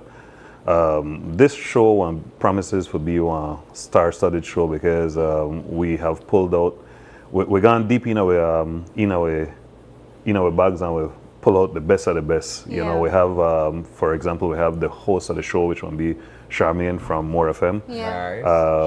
Yes, well, of course we have David Morey, DX Vid Morey, because you have to be very distinctive with his name. We have Brian Gabb, we have Chris Just Kidding Leslie, and we, of course we have Tyrone Anthony Green or Tyrone Green Anthony, whichever, however they know him as. But yes, man, the show really want to be one real star-studded show this Thursday night. Sorry, this Friday night. Yeah, see, at the Talk Crazy. You, through Comedy Belize, you guys have been putting on shows for quite some time. Actually, a couple years now. I feel like I feel like we're at around year 3. Is that fair to say, or maybe more? 3, 4. 3 or 4, maybe right? Probably because I think we actually started shows from before COVID. Yeah. Yeah, and then of course when COVID came, we did the virtual shows, and then from there after COVID. Oh dang! So you guys have been. Yeah, we've been around for a while. So I fell in love with this whole process and what you guys have been doing for about 3 years or so now, and I love it. Having something else for people to do other than going to the movies and the entertainment strip. But how would you say it has evolved since you started pre-COVID times? No. Honestly, I think people are really gravitating to it because you know, a lot of people know these guys, and just having them performing, you know, brings out a different audience. We cater more for the grown and mature, but you do also have younger folks like myself. Right? Yeah, don't make the gray beard. We don't fool that out. Yeah, but you do have younger audience who attends these shows. The last show that we did, we did the Belmopan show, and prior to that, we did one at the Biltmore. That room was full to capacity. Tyrone and Charmaine, and I could tell you that show, people left from there. I think some people had to actually go to the bathroom before. Oh man. Yeah, during and after. Yeah. Yeah. So, you know, the shows are normally very, very much full with excitement. Yeah. Tyrone, of course, you know, he is a good storyteller. I told him, we look at Ali Siddiqui, who is like a comedian who would sit down and give stories. Tyrone have one combination of both of those. Yeah. David again, upon the fly. You know, David, like we were saying, the young picnic, we got sharp mouth. So you try heckle he, trust me, he'll lash your back. He'll lash your back like 3-4 times before you even know I catch you. With a straight face too. Brian again, you know, he bring for you one unique style. You know, he'll mix it up with the drunken Spanish type. Oh, wow. Sorry, you know, I don't mean that Spanish people drunk, but we know. And that's where comedy has evolved, so we understand you have to be politically correct sometimes. Yeah, man. Chris, that one next good storyteller, and Chris, that one a lot of action, one a lot of you know, acting out, and Charmaine, of course, Charmaine put the show down a whole different temperature, and that's why, you know, these shows are more mature. People have said, man, I think I'll bring the picnic. Like, no, not an issue. Yeah. But I'm getting guys, I want to be great for jumping. Tyrone, let's get in the conversation. I remember, you know, discovering you online on Facebook through, I think it was called Green Table Talk. Yeah. And then everybody learned about your storytelling, and then that evolved into what we are now witnessing here. What I would consider you really becoming a professional comedian. Yes. What has that been like? I naturally humble, so like I don't really play much into it. Yeah. I barely even post on Facebook anymore. I know. I actually just wait for the shows. Okay. And he always crazy, and he always asks me like, how you bring out so much people and you don't even post? And honestly, the one loyal fan base, so I have a thank. People will come to the show, come back always come back. And it's these same people that, hey, you need to come, where then share it with their friends. So then we get new people, and then it constantly grow, you know. So the something where they try continuously grow, and we try to make people know that different jokes you want to get. So not because you come at the last show, you want, oh, I don't say that. No. Yeah. That one different act, that one different setup, that one different lineup. Yeah. So that way they try to push for grow, no? Yeah. I saw one of your shows before, and beside being a great storyteller, you're very animated, right? Like you get on the floor, and that I saw, and I never forget it. Yeah, they're not the burning images. it's burned into my brain. Yeah. But I want to invite David into the conversation, because I think you represent a newer generation of comics or comedians in the country, and it's really exciting. David, beyond comedy, I see your work in promotion as well, and you've also incorporated that type of storytelling in there too. Tell me about your lane and how you've been able to carve out your own level of artistry into this type of work and entertainment. Well, yeah, a little bit different from other Stone Age colleagues. You know, everybody have their own upbringing. Yeah. But for me, I know social media don't work for everybody there. So I basically I try to be my own style, you know, that I know what people tend to like and what they gravitate to. And for me, that started with social media, then I transitioned into doing stand-up or whatnot, no?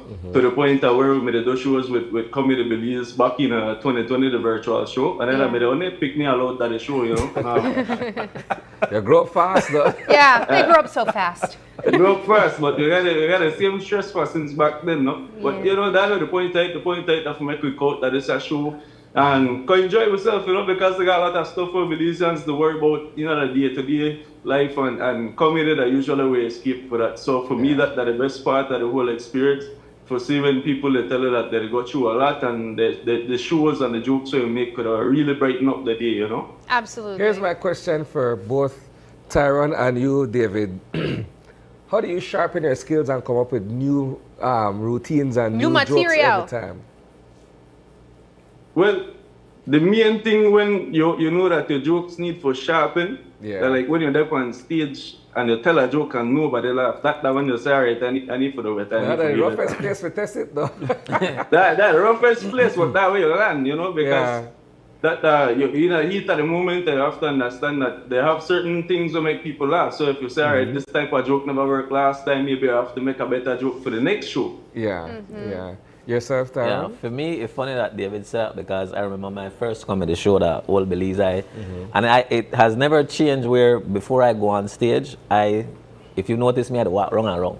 I'm nervous. I always get nervous, and before I come up, he will always, what Tyrone there? He look for me, he'll make sure I do wrong. But David calm me down at night when David tell me, yo, when the crowd's silent, that's because the crowd actually they listen to you.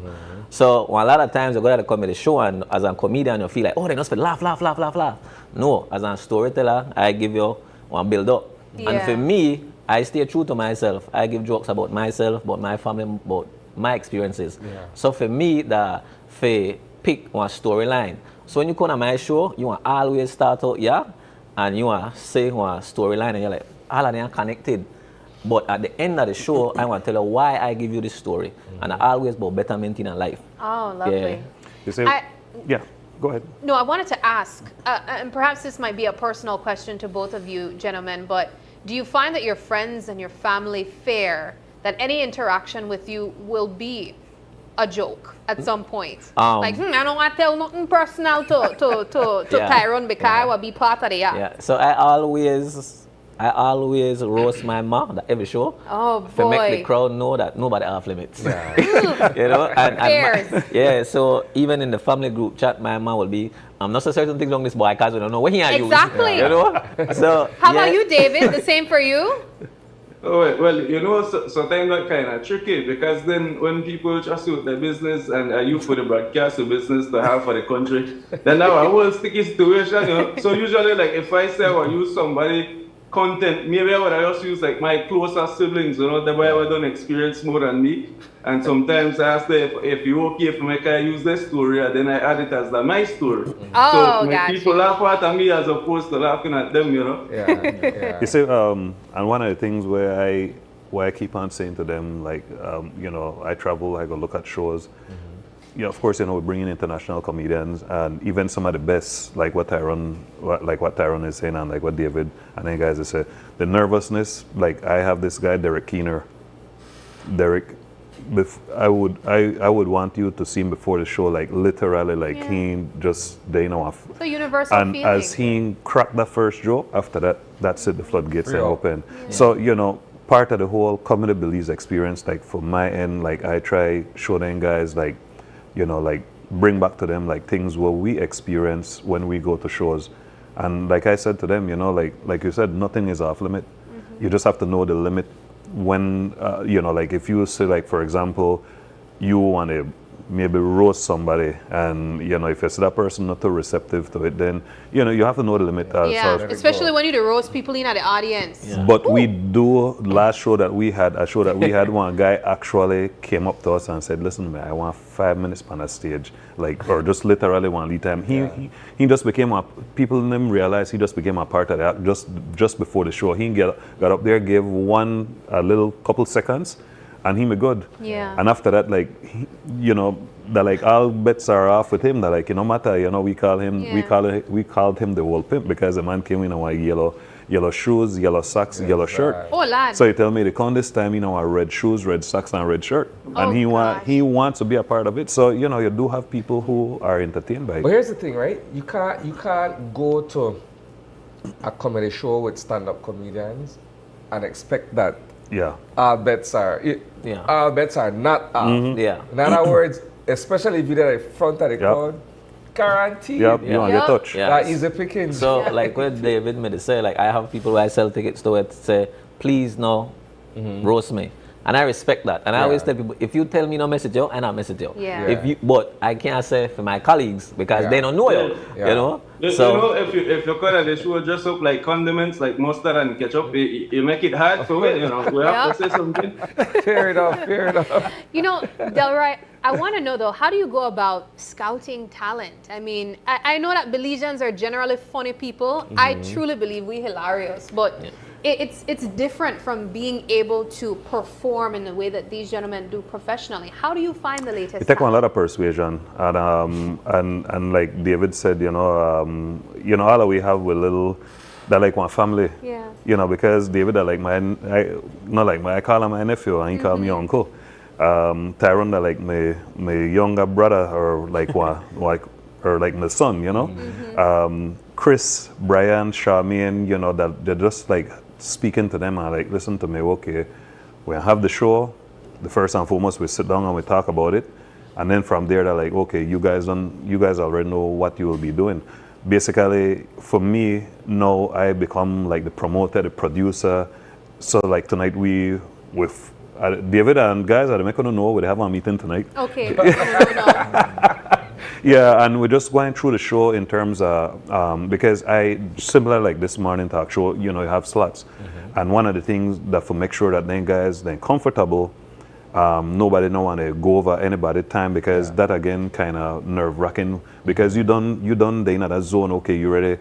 So all that will be done. So, you know, it's basically communication, you know, and having that little bit of persuasion, you know, and sometimes we persuade people, you know. The money. It is, you know. And again, like I said, you know, you have to pay them guys for them. And like what I tell them, I said, man, in the US, these comedians keep on saying to me that when they're, like, they literally have to beg for a spot.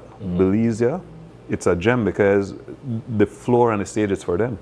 So when the guys come from the US and come here, come perform, they're like, damn, man, like the guys that have it good enough because where we go, we get 5 minutes and we have to kill it. Even if you have 5 people in there, you have to try to kill the show. You know, so now for me now that for make sure that we fill that room, you know, have the crowd going and have everything. And this show, of course, one of the team show where we are Summer Vibes. So, You know, if you the male, you want to come in, want short pants, want Bermuda shorts, button-up shirt. Nothing too formal. Yeah, man. Yeah, just and relax. And if you load, you get drunk, you get rag pan, right? Yes, man. Yeah. Lovely. You know? Yeah. Well, tell us about the location, time, and ticket costs. Yeah, man. So tickets, like what Charmaine said, only like $7 for go say one of them. $7 each for them guys. I like that. That's the marketing right there. Only $7 I paid. Yeah, man. So the thing is, where she says 7, it don't really come. We have to be real. Charmaine is a comedian too, so that's actually $6 per. Love it. Yeah, you gotta get 5 comedians for $6 each. Yeah, man. And of course, the tickets are available on the baddest platform right now. Quick Pass. Nothing can touch Quick Pass. So I could tell you, you know, I have to kind of put the plug in there. Shameless plug, gotcha. Yeah, man. What we normally do for the show, it will start at 8, but we'll open the doors from 6. So that give you 2 hours for come in and just enjoy yourself. We have the music, we have food available. You could get tickets, like I said, at the Biltmore. You could get either from myself, 610-5190, or my wife, 610-2601. Hit up any of the comedians. Like I said, the Quick Pass app, Biltmore. And it will be held at the Best Western Plus Belize Biltmore Plaza. Yeah, okay, you have to say it with distinction. Yeah. Yeah. All right. And it's Friday, August 28th. Yeah. All right. Yeah, man. Well, gentlemen, it sounds like it's going to be a good show. I Definitely definitely know that you have your loyal fans and followers that will be out there. And so we wish you guys all the best. Thank you. Alrighty, we are going to take another quick break, but don't go anywhere. When we come back, what I know a lot of people have been waiting for, we'll be joined by the winner of KTV The Remix Season 8.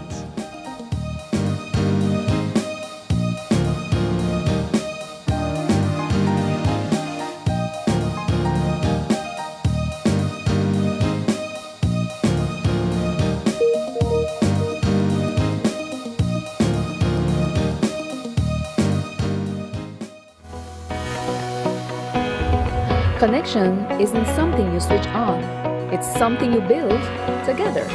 Connected through culture. Culture isn't preserved in silence. It's kept alive through participation. Connected through education. Education doesn't always look like a classroom. Sometimes it looks like someone taking the time to teach and someone else choosing to learn. Connected through sports. Before the wins, before the applause, there's belonging. Here, young people learn more than how to play. They learn how to stand together. Connected through community. Community isn't a campaign, it's showing up. Not once, but every time it matters. Connected through you. Behind every connection is a person who cares. People who listen. People who stay.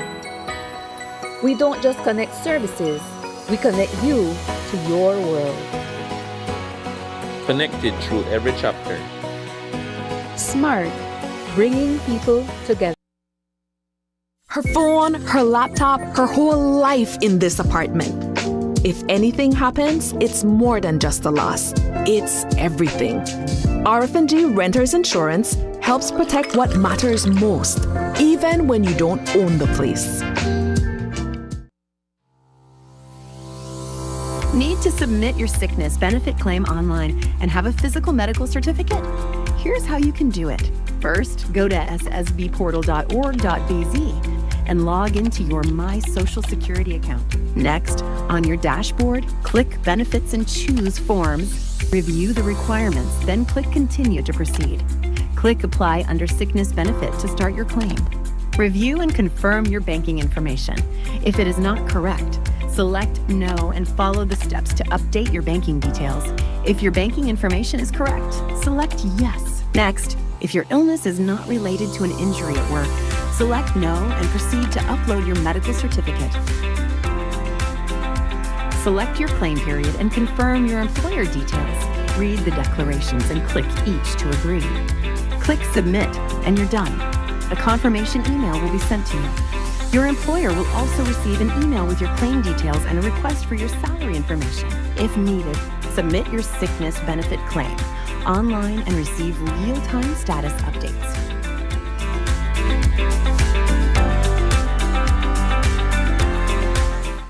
The way Belize uses electricity is changing. At home, families are using more devices, smarter appliances, and connected technology. Across the country, businesses are growing, industries are expanding, and communities are finding new ways to live, work, and move forward. Behind that progress, the energy system must continue to grow with Belize.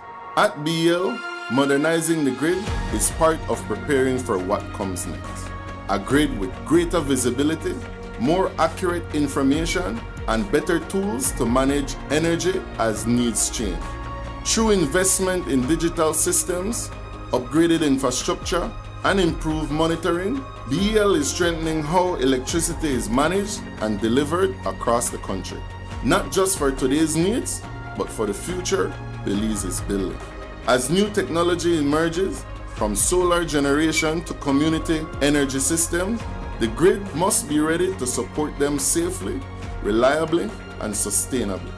This is the work of modernization, step by step, system by system, community by community, helping prepare Belize for a more connected, resilient, and sustainable energy future. Hi, my name is Megan, and I'm a civil engineer here at M&M Engineering. Behind every successful production process in our factory come quality materials, skilled employees, and reliable equipment. Specifically, rebar and pre-stressing cable from Benny's, which are the building blocks of our products. Not all rebar and steel are created equal. At Benny's, quality is savings because building with trusted materials means building stronger, safer, and longer.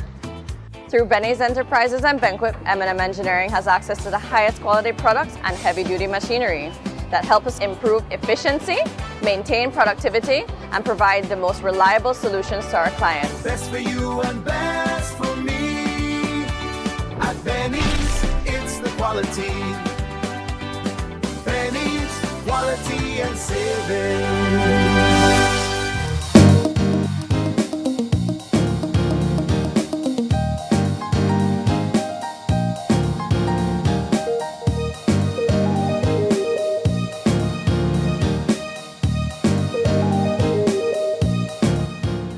Season 8 is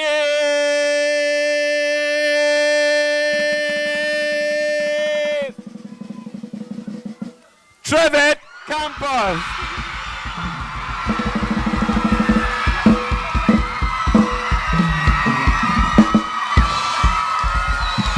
Which means,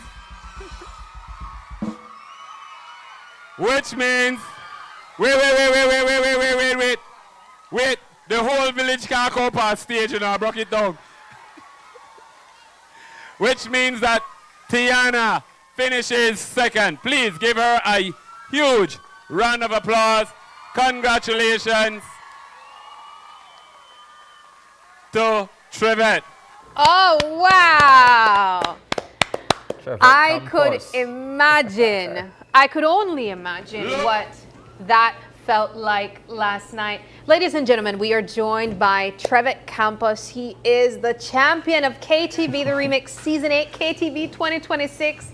And it's only fitting that we have a post-show conversation about what those last moments were like. Trevet, thank you so much for joining us. You look $10,000 richer, my friend.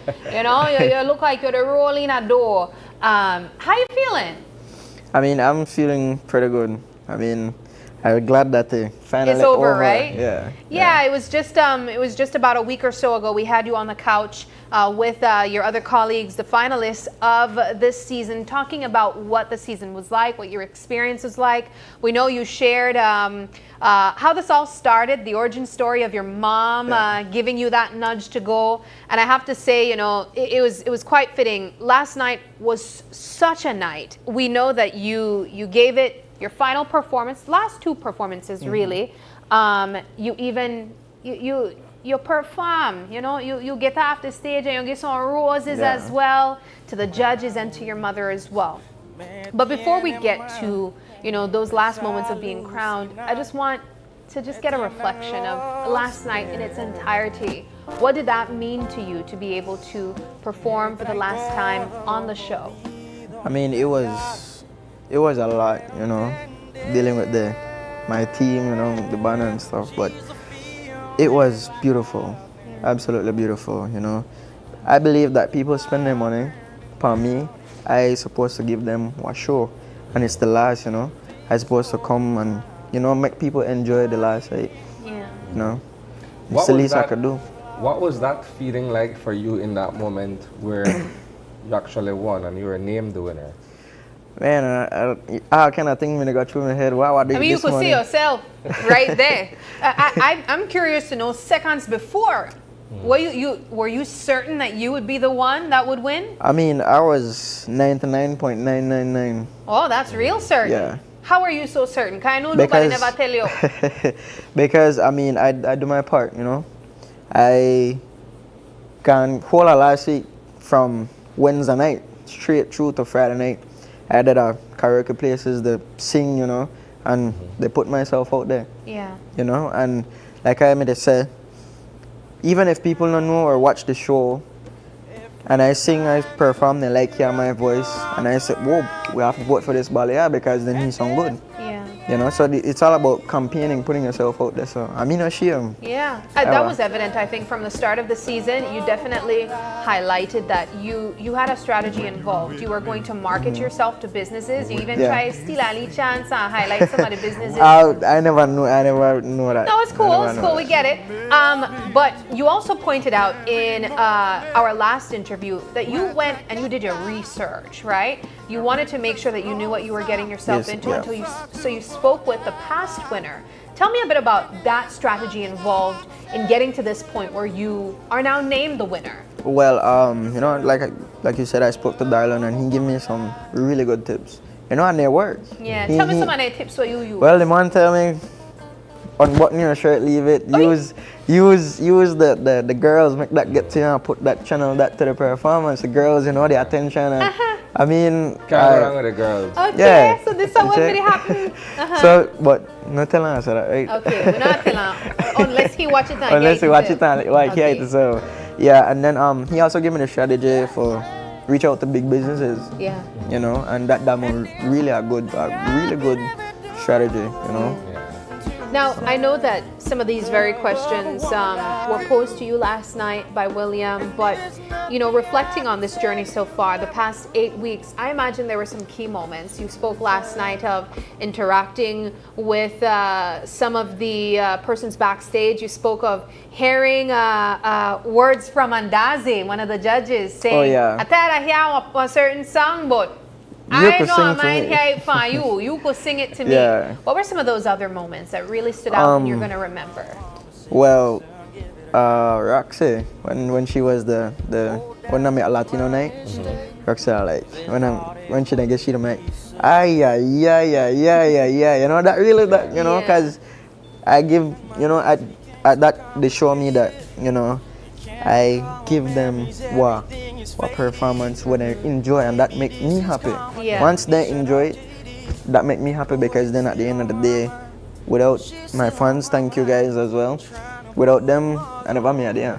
Would you say you've changed throughout this season or throughout this journey? Because, and the reason why I use the word changed, oftentimes when we watch these contestants get on the show, you see them almost like evolve, right? They bloom. They might start being like a little bit nervous and shy, not certain of their voice or their abilities. Did you go to my shells? You know, you feel like you evolved yeah, throughout the season. I feel Tell so. me who you think you were before when you started, and then who you are now as an artist. I'm out. That was one of the things where people like about me. I very down to earth. I humble, and that never will change. That's me. But as an artist, yeah. But as an artist, you know, I'm nervous even when I come to my audition. You know, but I feel like sitting here. Once upon a time, I come here and they shake leave it. Yeah. But no, it does. You know, it different, because then I don't have that exposure. You know. So they're like nothing big again for exposure therapy. Yeah. Let me ask you this, Chavez. Do you believe that this is the beginning of a totally new journey for you in terms of trying to build yourself as a musician and taking this a step further? Yes, I do. What are your plans, if any? Well, I don't want to work hard again. But apart from that, you know, I want see what the country music going in, I believe. Yeah. You know, I want to see how it was. I mean, everybody like me, and that way I bring on the stage that country vibe.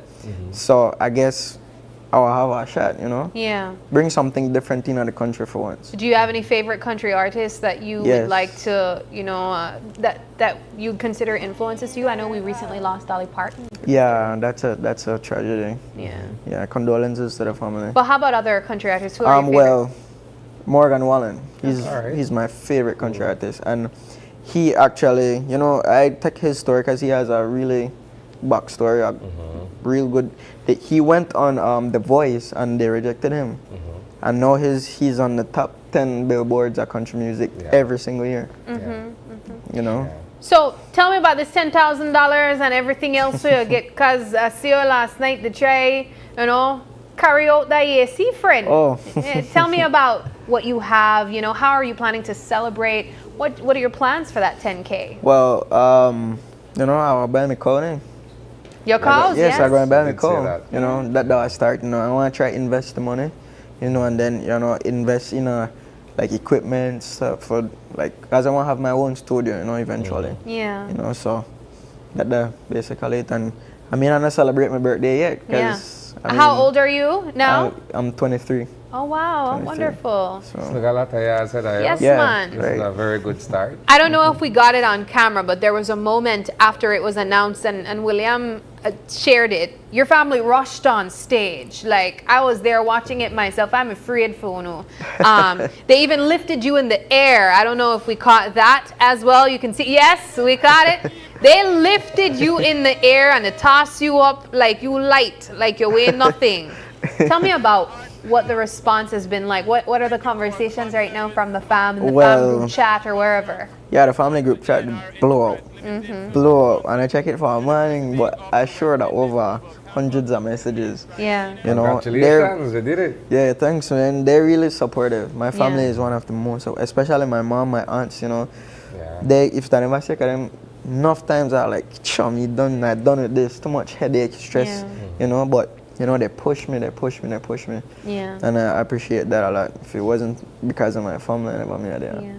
Well, I know you want to continue this journey. It doesn't stop here at the 8th week of KTV The Remix. And so do you have any type of opportunities lined up that you want to invite the people to come out and see you perform? Well, with a work on something. Okay. It's kind of down low for right now. Okay. But I will put it out there, you know. How about social media platforms where people can continue following your journey? Yes, I do have my Facebook, Instagram, and TikTok page. What are your names on there? Just Trevet Campus. Awesome. Basic. Well, Trevet, this has been such an exciting journey watching you bloom. I know that a lot of people will continue. I appreciate country music, and I never really used to listen to country like that, but I know that a lot of people have fallen in love with the way that you perform even, and I'm excited to see what the future holds for you. Congratulations. Thank you. And we wish you all the best. All right, thank you. Well, that does it for the show, Isani. It has been a wonderful Wednesday morning, and to everyone who joined us today, thank you so much. And to also our viewers who locked in and engaged with us in the comment section, also thank you as well. It is August 26th, and if you're celebrating a birthday today, happy birthday to you. If you'd like to give a birthday shout out, or if you have any questions, comments, or concerns, you can send us an email at oie@greaterbelize.com. You can also catch us on our social media pages. We have Facebook, that's Open Your Eyes BZ, Instagram for behind the scenes contents, that's OIE Belize. We also have TikTok, that's openyoureyes.bz. We might have your results soon, I don't know. But you can also call us or text us on our OIE phone number. That's 675-2555. But please do us a favor and join us again tomorrow when you open your eyes to start your morning right. Until then, be sure to keep your eyes, your minds, and your hearts open. Have a wonderful Wednesday. Good morning, and we'll catch you tomorrow. Bye.